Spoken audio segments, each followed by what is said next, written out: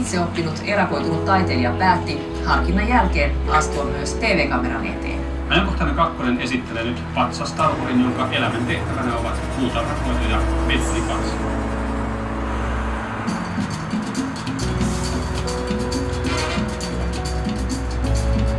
Veijo Rönkkösen kotipiha Parikkalassa on Muuttosten kulkijoille tuttu paikka.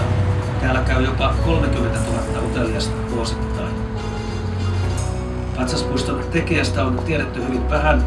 Omissa aloissaan vuosikymmeniä viihtynyt mies on mieluummin seurannut vieraitaan pienen matkan päästä keskittyen puutarhansa ja patsaittensa tekoon.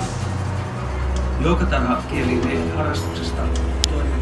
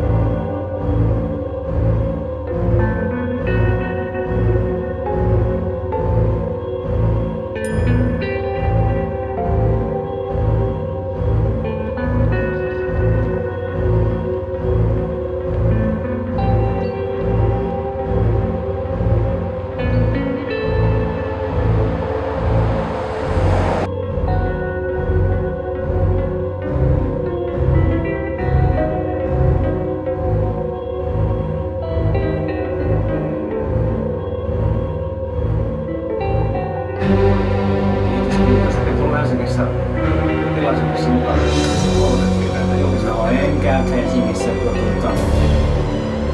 minä olen niin huono juhlimaan. Minä olisin, että siellä on niin kalapuolella. Jos sä teet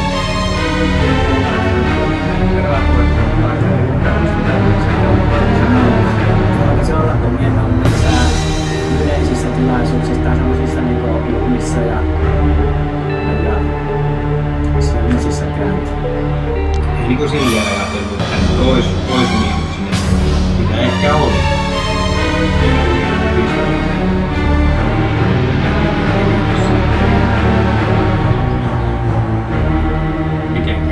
Mitenkään seuraajille sanotaan pienelläkin lapsella. Joku sellainen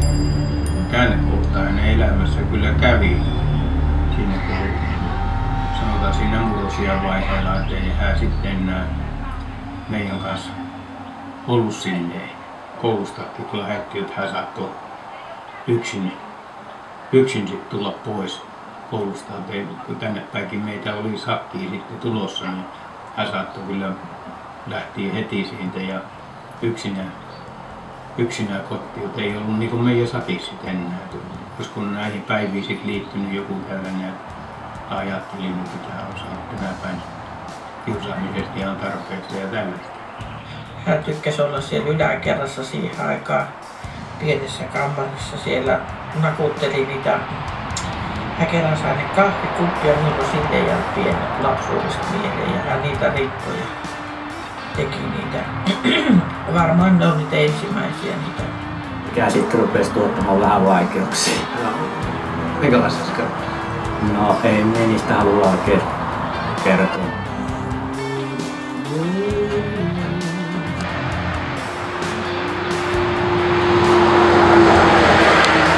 Kotosen välissä 6004 puutarhassa Veijo elää äitinsä kuoltua yksin 500 patsaansa keskellä. Kansalaiskoulun jälkeen 16-vuotiaasta eläkeikään mies kävi töissä Simpeleen paperitehtaalla ainoastaan toimeentulon takia. Elämän tehtävä on ollut pihalla. Tuloksemme on taidekokoelma, joka on noterattu kansainvälisesti yhdeksi merkittävämmäksi ja merkillisemmäksi itseoppinen taiteilijan luomukseksi. Tämä ensimmäinen meistä se. Täällä ei silloin ensi alkuun ollut kypärää. Tää jäljestäpäin tää kypärä. Tuolta marjamähästä löysin tuon kypärän ja sitten laitan päähän. Silloin oli ensi alkuun huopahattu vaan. Ja vähän sen takia minä vissiin näitä rupesin alun pitää tekemäänkin, että kun minä on vähän huono tutustumaan uusiin ihmisiin, niin nyt patsaat tuovat ihmiset minun luokse, eikä minun voi mennä ihmisiin luokse. Tällä aikoinaan ihan ehjät tekohampaat, mutta Kaijanveikot kommua pulloon pökötelleet suuhun, niin nuo hampaat tippuneet. Ne on vaan huvikseen halunneet omaat pullot tarjota. No mistä näitä hampaita olet saanut näistä? No ensi alkuun käytiin suulaisia hampaita, niin kuin isän tekareita ja sit ihmiset rupesivat antamaan omia tekareita minulle. Ja muun muassa yksi iranilainen hammasteknikko lähetti tuolta Helsingistä minulle hampaita.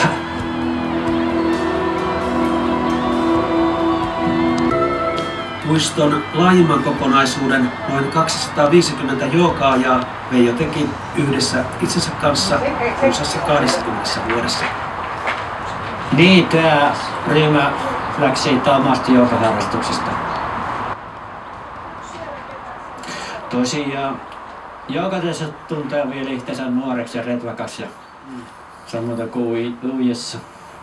Jos olisi silloin 60-luvulla joku sanonut, että pitäisi tehdä tämmönen patsaspuisto, niin kyllä se olisi tuntunut minusta itsestäkin mahdottomuudelta. Olisi yöunet mennyt. No joo, mutta se on niinku tullut puoli huomaamatta.